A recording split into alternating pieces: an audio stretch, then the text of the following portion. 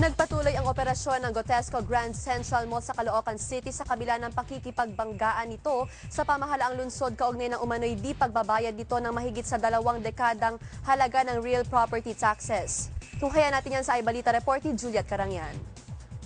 Sinabi ni Trixie Angeles, abogado ng Gotesco Investment Incorporated, na status quo muna sila ngayon. Nanindigan si Angeles na hindi babayaran ng kanyang kliyente ang 722.3 million pesos na real property taxes na hinihingi ng Caloocan City Government dahil hindi umano binayaran ng mga may-ari ng mall ang naturang halaga ng buwis sa loob ng 23 taon.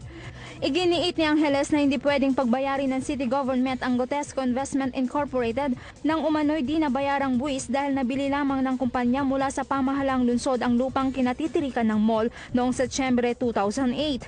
Nauna nang ini-award ni Caloocan Regional Trial Court Acting Presiding Judge Oscar Barrientos ang naturang lupa sa City Government. Isinerve naman ni Court Sheriff Nicolas Ramos sa Gotesco Management noong Lunes ng nakarang linggo ang notice to vacate within 3 days.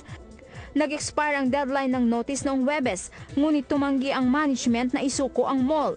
Isinerve din ng court sheriff ang writ of possession ng mall noong Biyernes, ngunit tumanggi ang mga mall officials at tenants na bakantehin ang establishmento.